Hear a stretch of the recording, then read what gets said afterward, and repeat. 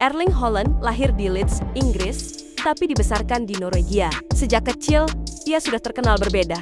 Tubuhnya tinggi besar, tapi gerakannya lincah seperti sprinter. Saat anak-anak lain bermain santai, Haaland berlari mengejar bola, seakan hidupnya dipertaruhkan. Di usia 19 tahun, dunia mulai memperhatikan namanya ketika ia mencetak hat-trick di debut Liga Champions bersama RB Salzburg. Sejak itu, julukan Mesin Gol melekat pada dirinya. Setiap klub yang ia bela, mulai dari Salzburg, Dortmund, hingga Manchester City, selalu merasakan insting golnya yang menakutkan.